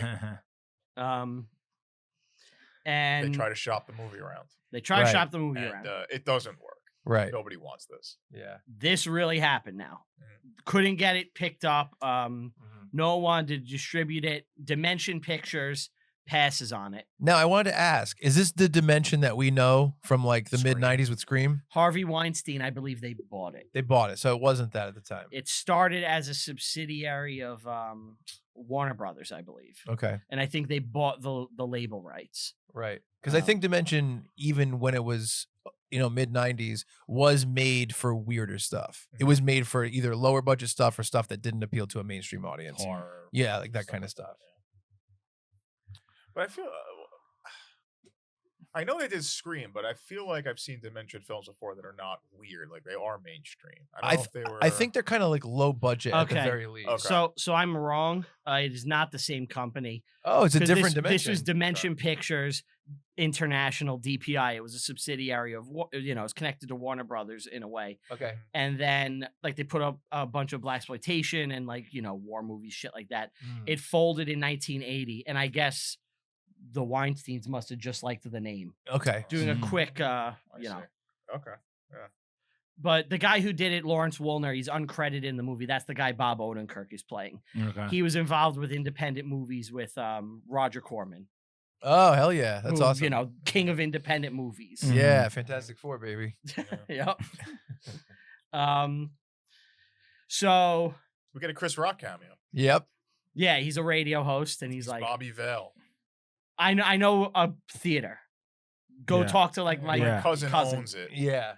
And they do the 4-wall showing. Yes. Now, this is interesting because four-walling can work, but I think it only works for a certain type of person. A Kevin Smith, because that's what Kevin Smith, that's how he releases This most is of his also a movies now. different time period, though. Well, I mean, Billy Jack came out that way and it was a hit, and that guy wasn't a star, but like Rudy Ray Moore is a name. He's a cult name, Right. So people that know his comedy, you can sell out one theater and do it successfully, and you could do that, 3 nights a week on weekends. Yeah. Yeah. I'll tell you what. I think if you go on like a radio show, like a good radio show that has a dedicated fan base, people will show up for your movie, Mhm. like they did with Chris Rock. But or Especially in even the like a 70s. podcast now. Well, you know? I was going to say, I think that Like- now in the world of social media, it's just such a different time than back Yeah. then. Back then, you probably just needed to have a name that was way more Mhm. important. Where now, people that the vast majority of people have no idea who they are. They might have a super rabid fan base that will Right. show up and sell shit out. You know what I Yeah. mean? Mhm. They talk about the fact that Dimitri Martin is one of the people who is like completely not mainstream, but he can have like a super successful comedy career because he has such a niche hardcore audience. Yeah, that's a and great he could do point. it. You know what I mean? Yeah. like Flight of the Conchords or something. Yeah, they basically, what I was reading about like the rise of internet culture and social media is kind of like Dimitri Martin could not have had a career in 1990, but he has a great career now because of the way the world works. Yeah, and like, look, and at the time, this guy is the unknown, which is the whole reason that he's forced into this position. Like it's not being released theatrically. It's like, I'm gonna do this here. Yeah. And you know, Kevin Smith adopted that, like with Red State. Yes. Yo, because Kevin Smith, for better or worse, he realized at a certain point, any movie he makes, he can tour it around. Yeah. And turn it profitable. Right. You know, with enough dates, because people will come to see Kevin Smith speak. It also takes out the investment requirement of putting it in theaters that are probably going to be a fail. Well, you have more control over where it's going. Well, there's less risk, right? Yeah, so, that's what I'm saying. Like, let's say we give Kevin Smith, just because you keep using him as the example, because he does this. Let's say we give him $10 million for a movie, right? Okay. We want to make a 3X. We want to make 30 mil. With enough dates and theaters, it's a matter of time. You know what I mean? Well, I think he kind of specifically said at a specific time he made this change because he wrote Clerks 2 as a $5 million movie. And when he went to get it made, which was the last movie he made in the real studio setting, they said, the budget on this is 10 million. And he said, no, the budget on this is 5 million. That's what I wrote. And he goes, and they said, no, 5 million to make the movie, 5 million for advertising because we're putting this out wide. And that's what changed him into doing stuff himself because he wanted to take out half of the cost. The budget, Exactly, by doing it just by based advertising on his name himself. Exactly. Yeah, so four-walling is a legit great indie tactic if you could fucking do it. Right. There's this movie, Jimmy, or you just sent it to me, where these people made a film, right? Like they made a low-budget horror movie. They have vowed never to release the movie on video or DVD streaming, anything. They're only going to do They're only going to theaters. four-wall it. And That's the only cool. way to see the movie Just to go to the theater. is to go to one of their four-walled things, and it's become like a cult thing. That's and it's cool. making money. That's very cool. And it worked because the second I heard about it, it was like, I gotta want go. to see this thing. Yeah, that's You know? very cool. Whereas like I probably wouldn't have otherwise, but now it's like become a thing. You don't know the name of it? I've Give me 1 second. it's I guess it's shocking to think that this is the first time I've ever heard of that. Like, how come no one has ever done that before, right? It seems so obvious. It seems like, yeah, exactly. Let's never release it on home video and have it only exist in theaters. That's what they did with the original Halloween because there was no home video in I think it came out in 79. 78, 79, something like that. And so every Halloween for a couple of years, they would just tour the movie. They would put it back in theaters because there was no home video and every year it would kill. For a couple of years. It didn't last for like 10 years. It was only until Halloween 2 came out. Well, but the VHS happened, what, like 83? yeah, it came out right after that. And I think Halloween 2 came out in 1981, so that probably superseded it. But that's what they did is they just kept putting it in theaters, which is really an interesting tactic. Variety. This is from January 10th. Horror's hottest ticket. These directors are never releasing their movie for home viewing, and they have created a cult hit. It doesn't get any better than this. Is that what it's called? Yep. That's genius, man. It's a 3-person found footage movie. That's genius. I love this idea. Yeah, it's like, it's one of those things you hear it and you're like, fuck, why didn't I think of that? You know? Genius. Then again, you do have to have some sort of cachet to get there in the first place. Right. You know what I The mean? movie has to get made. Yeah, you have to make a movie. You have to get the word out. People want to see it. Have names like for themselves now, or is this the first thing they've done? Because you telling me that, I'm not going out of my way to see this. Well, you got people that are making like Terrifier and stuff like that, which really started with super low budget roots. Yeah, exactly. And I guess maybe if you get to the point where you make like a Terrifier 2 or a Terrifier 3, that's probably the level you have to be at it. Right. That's what I'm saying. So I wonder if these directors, it's like, they made something. You can't start from nothing and be like, hey, everyone saw.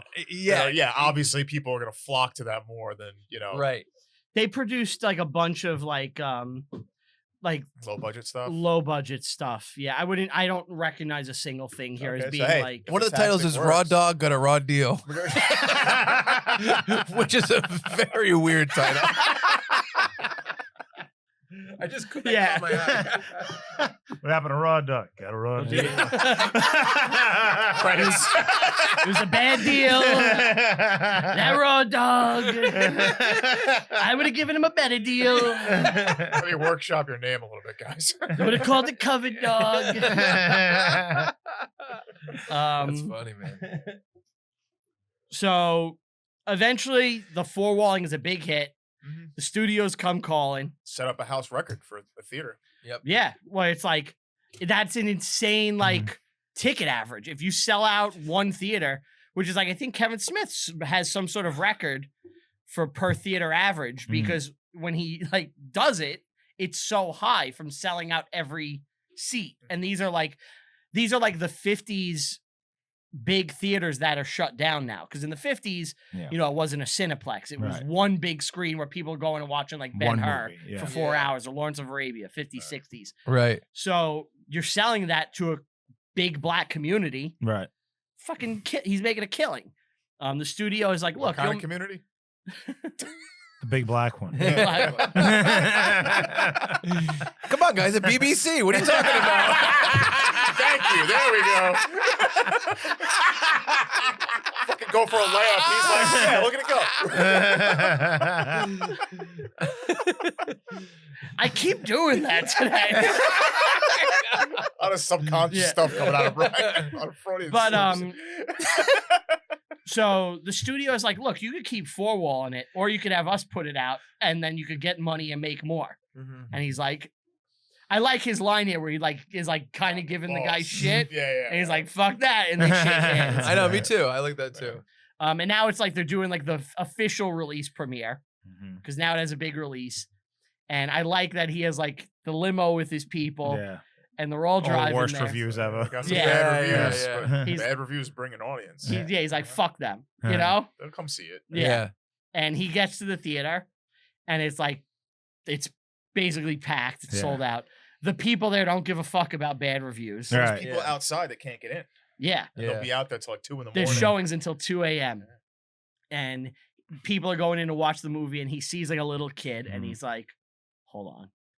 And I this is a sweet moment. It's He goes nice, and yeah. he talks to the kid, and he's like doing Dolomite shit with him, and he gives the kid his cane. That kid was Eddie Murphy. I honestly feel that's like a spiritual thing. Like he's kind of doing that. Right. But it's really Rudy Ray Moore kind of, you could see it in that scene with the little kid. It's kind of setting the basis for rap. Well, that's what he's known as, right? He's the Godfather of Rap. Right. Doing those little like self-aggrandizing rhymes. Yes. Oh, interesting. Yeah, like From his Snoop, albums. Snoop Dogg has said, and that's why Snoop is in the movie too, I think. He's like, without Rudy Ray Moore, there's no Snoop. Wow. Yeah. And That's he, really cool. He references Dolomite in Yeah. Ain't Nothing But a G Thing. Oh, that's cool. So like that's what that spiritual moment is. Rudy Ray Moore, they don't cover it in the movie, but he did have A Negro spiritual moment. I don't know if he sang any of those. He had a daughter. It's a movement, really. He had a daughter, and then in 2019, about 11 years after his death, someone came out. I forget who it is. Said he was gay. They said he was bi. What? Yeah, Really? I didn't know that. yeah. They came out and they were like, It was a guess. And you're half right. well, that happens with like everybody. Yeah, everybody's gay after they're dead. Yeah, I forget who it is. He never married. Entertainer Chantel Z. LeVay, a friend of Moore's, said in 2019 that Moore was very much bisexual, if not gay, and that his Dolomite persona helped cover it up. That's one person saying it. Who fucking knows? Would it be shocking? Can I give you a take on this? I think a lot of times when people become like either like super hardcore into drugs, super hardcore alcoholics, or they're doing weird fucking like, you know, Diddy party stuff, or they're dabbling We've in been there before. they're dabbling in bisexuality or doing crazy shit like that. It's because when you get that famous and everything is on the table all the time, you become bored with your normal Like Mick vices. Jagger. Yeah, you just become bored. You're just like, I like, you know, like I had sex with 1,000 women. I can do whatever I want. I'm on tour all the time. Might as well suck a cock. Why don't I try a different thing? I do think it's that. I even think people who are like, let's say, Might as well. let's say people who like do coke like a ton. Eventually, they're like heroin, eh? Like I do think that's a thing. I think Oh, it's definitely. I think people want a new thrill. You can't buy a thrill. That's Steely Dan told us that. Huey Lewis, And I want a new news. drug. Yeah. And it's a dick. A dick for Dolomite. You're saying fame is gateway sexuality. I think it's gateway. It's a gateway sex. Gateway. What's the word I'm looking for? Fame. Like to new. Gateway debauchery. Yeah, debauchery. Exactly. Yeah, exactly. I think so. How degenerate. So real quick. No, real quick. If you became famous, are you gonna fuck a guy? I don't have to wait till I'm famous. I'll fuck a guy See? now. Yeah. But Moore would go and speak at his church later in life. Mhm. He's a Baptist, Hmm. you know, religious guy. But these are some of the rappers that he's Well, collaborated he was a with. preacher in like the 50s. Yeah. Whoa. Yeah. Yeah. Some of the rappers that he's collaborated with. Big Daddy Kane, Yeah. Rakim, Method Man, 2 Live Crew. He's on Martin. Busta Rhymes, Snoop Dogg, Old Dirty Bastard. And this is for Jimmy the Hair Guy. He played Dolomite in Big Money Hustlers, an ICP movie. Wow. Oh, that's great. Yeah. Shit. I knew that he was in Big. He I love. killed I it. love Big Money Hustlers. He killed it. Do you? Really? Oh yeah, it's so fucking. Will you funny. be going to the ICP event in Worcester, Massachusetts? I've been to one ICP show a long time ago in Rhode Island, and Wait, it's a gathering or is it a show? they do like It's a convention. It's not necessarily. It's not the gathering. The gathering is almost like a outside Yeah. camp thing, Mhm. but this is more of like a juggalo event. Mm. And I've only gone to one ICP show, but I grew up with some people. My buddy Jordan, who really loved ICP, and I have a lot of respect for different things that they've done. But Homies?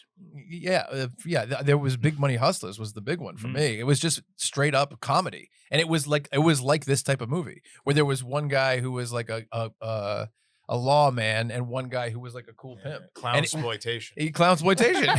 Clownvis. Jokes. And that's funny. I didn't realize that. That's Yeah, he's great. in That's that. cool. Yeah, they were definitely influenced by that with this movie. I'm sure. Yeah.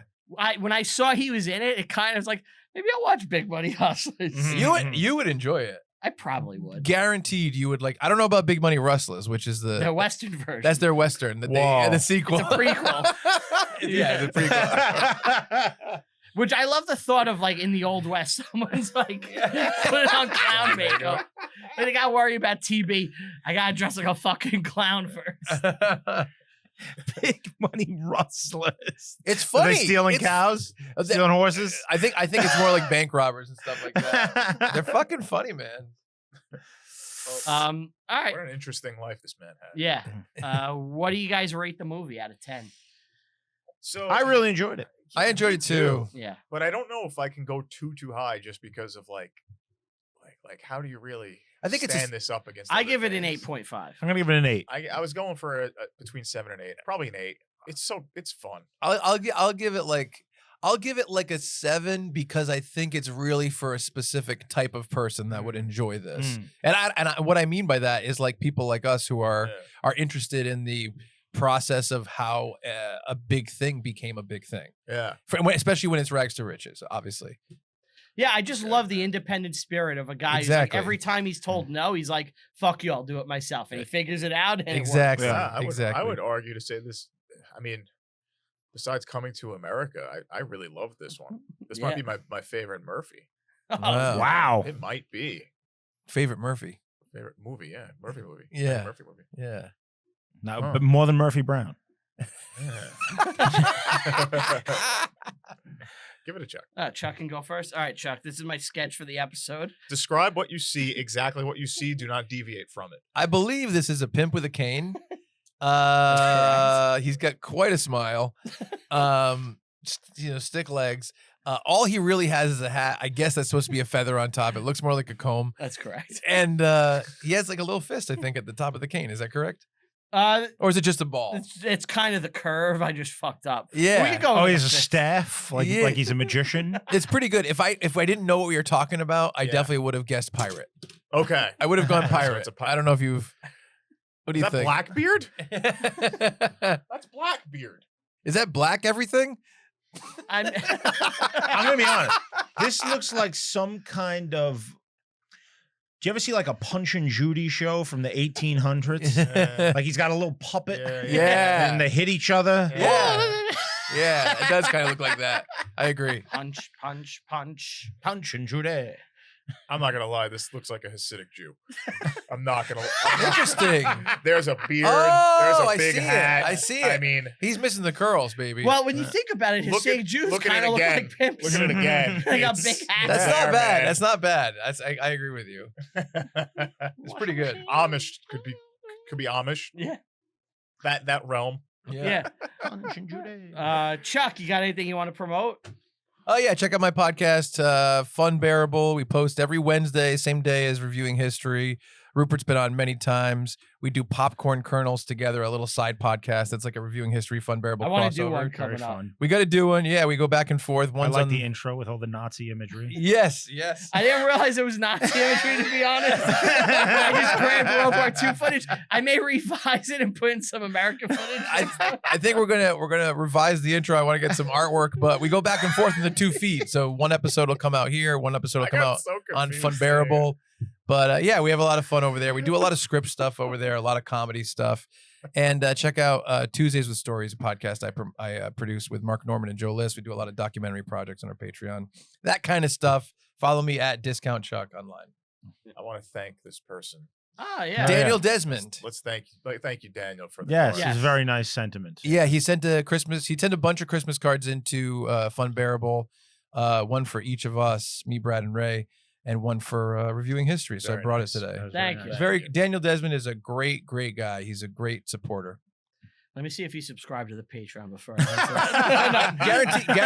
Guarantee he did. I guarantee he did. I'm gonna check. I've been pushing the Reviewing History Patreon everywhere. We appreciate that. Yeah, very of much. course. Have I you was- been shaking people down like Jimmy? Yeah, I've been Do you slapping. know what every- he's doing? Yeah, he texted me about what he's doing for your Patreon, and I think it's a big negative thing. It's like I appreciate it, but like Jimmy, you're fucking nuts. Yeah, I don't think it's a great idea. But I was one of the first people that signed up. I saw. Yeah, I was like, appreciate it. day one. Yep, I'm Thank in, you, Chuck. baby. Yeah, of course. Jimmy's like, it's in your best interest if you subscribe to the Patreon. Nice house. I said, nice house. It'd be a shame if you woke up and someone took all your hair. Took all your hair. And they stole all your diapers. What do you mean? You're an adult and you don't wear diapers? It must be nice to have a family. Be ashamed something happened to it. Did you hear my pitch for a Jimmy the Hair Guy Patreon show on Tell Him Steve Dave? No. Oh. So Jimmy is like a little scumbag, right? We all know this. He's a little Jersey bug, whatever he is. I don't know what he is. He's 4.5 feet tall. He's a gremlin, and he's done a lot of disgusting things in his life. He's really gross. Is this the Wait, hold on, I'm setting it up. pitch? The pitch is he's trying to grow up. He's in a serious relationship. He's going to get married soon. He's trying to save more money. I think he should try to evolve from Jimmy the Hair Guy into James the Follicle Fellow. And I think every episode should start with him telling one of his worst stories of how scummy he is or how irresponsible he is. And the Sounds like episode from G's to Jens. Yeah. and the episode should be about him trying to be more mature. Maybe Chuck going wants to it like create a Jimmy confession. well, then I want the episode to be like him going to like an etiquette party. You know what I mean? Yeah, all right. Me and Rupert have a lot of fun with Jimmy. We have a good relationship, all the three of us together, and so we thought maybe we could help him move I along. think this is a great idea. Isn't that a funny idea for a show? James the Follicle Fellow. From J to G, from Jim We, to gentleman. we tried to get Jimmy to pitch to Walt. This is so good. So so they were doing like a pitch contest on Tell 'em Steve Dave, where him and Ladondo, our former black correspondent, Yeah. they had to pitch a concept for a show they would like to host. And Jimmy needed our help with the concept. You were there. Steve was there for this. Yeah, the three of us were hanging out. Yeah. And we came up with Jimmy the Hair Guy's barber shop, Uh-huh. where he gives a haircut to a random listener. Uh-huh. And they sit in a barber chair next to Get 'em and Sunday Sunday Jeff, the Okay. two of the stars And it's of like the Tell 'em Steve Dave barbershop Patreon. talk as Jimmy tries to give them a haircut. And This he's is a great idea. and the idea is that he paid $2,000 for Quinn's hair. That's how he became involved. yeah. And he's trying to pay it off because he's in such severe debt, which is fucking true. And the hair and the haircut is free, and the listeners give Jimmy a tip at the end what they think it's worth. And he tries to Okay. pay it off. And it's Jimmy the Hair Guy's This is a great barbershop. idea. What do you think? This is a great idea. Yeah, right. Yeah. I think so too. Thank you. And get him and Jeff sitting next to talking over the guy. Yeah. It's very funny. Yeah, it's fun. It's fun. It would be Sunday just agreeing with things while Get 'em ramble. By the way, Jimmy can have no haircutting training. He has to Yeah. learn on the job. Yeah. That's Yeah. part of the show. Yeah. Yeah, the guest has to be fully aware that they might lose Oh, everything. they They have to sign a waiver. Yeah. But here's the thing: I know Jim, and he gets flustered doing an impression of something. He's gonna panic if he's got to cut someone. He's going to affect someone. Yeah. I caused Jimmy to have a meltdown the other day. Did I tell you this? About what? You do this all the time. What are So- you doing? He's so the best guy to fuck with. I wasn't fucking with him. Why? So there's a show concept I love for the Reviewing History Patreon called Jimmy the Hair Guy versus the World, Mhm. where I give Jimmy a challenge and a task, and I film him trying to do whatever that challenge is. Yes. Sometimes it's silly. I'm gonna write him 5 minutes of stand-up material Mhm. Yes. and go to an open mic with him and film him doing it, and we're gonna see how he does. I think that's hilarious. I mentioned it to Jimmy. He had a complete meltdown and panic attack. you don't know about You this. would have thought I told Jimmy that I was gonna push him out of an airplane. You- he freaked out so bad, and then like he messaged me hours later. He's like, "Oh my god, I feel so bad, Rupp. You're one of my best friends. I'm sorry I acted that way." Does he I was know? "It's Like, is he okay." aware that he could say no? like, Rupert doesn't know this. He texted me about it, and he was fucking losing it. And you know what? I will say this: he was complaining about how much he was going to get paid to do it more than anything. So that's what we're dealing with. were you feeding into it? Like, you have to do it. Of You have to do it. Of course, I was feeding into it. I'll tell you a quick Jimmy thing. So a long time ago, I was hired by CBS to direct Drew Barrymore's pilot for her podcast, and Jimmy texted me recently, and he's like, "Hey, we're right across the street from the CBS studio." You know the story? And he goes, "We're gonna go see a play." He's like, "Oh, we're right. I just wanted to let you know we're right across the street." I go, "You should go look. I carved my name into the cement." And he goes, "Really?" And I'm like, "Yes, I did." So after the play, he and his girlfriend and two of his friends are circling the building with flashlights trying to find where I carved. First of all, why would I do that as an adult man? So eventually I get a phone call. Eventually I get a phone call. And he goes, "Dude," he's like, Find it anyway. he goes, "Dude, me and my fucking friends, we've been looking for like a fucking hour. We're looking for where you carved your name in cement outside Drew Barrymore's thing. Where is it?" And I go, "Are you kidding me?" I'm like, "I didn't do that." And he goes, fuck you. Fuck you. And he hung up the phone. And I'm like, why would he buy that? What about that seems even semi-realistic? I don't care if he saw it or not. That's another question. Exactly. I don't know how his brain works, but it's magnificent. Oh, that's true. Oh, he's great. That's great. Actually, check out Fun Bearable. He was on in December. We did it. We do an episode every December. Rupert's been on called "We Pitch You a Merry Christmas," where we each pitch a new Christmas special, and he pitched one.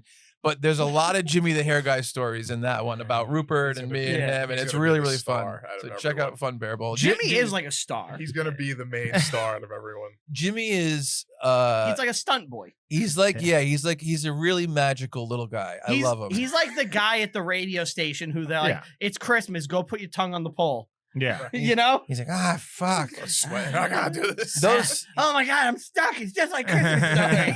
those bug eyes. I don't know. They tell a Something story. gets you. They tell a story. You know, He's I love it. endearing. You can see right into his soul for some reason. I love it. He's the Well, best. eyes are the window to the soul, and Jimmy has giant ones. He has bay windows. Yeah. He has bay windows. Thank you for everything you do, Jim. Yeah. Love you, Jim. Yeah, James the Absolutely. follicle fellow. Absolutely. Alrighty. right. So, Guys, That's it. patreon.com/reviewing history. This week is another side scores. Me and Ant continue in Super Mario World. Yeah. Like, subscribe, share, tell a friend, spread the good word. Our Review History Pod on Twitter, Reviewing History Pod everywhere else. Want to give a big thank you to Tom, Steve, Dave, Brywalt, Q, Get him, last record down in the studio. Want to give a big thank you to Chuck, our new Black correspondent. Follow me personally on all social media at Brian Rupert. That's with 2 P's. Follow me on Letterboxd. I rank review every single movie I watch, even the ones in my personal life. Thank you guys so much. We'll see you next time. Bye.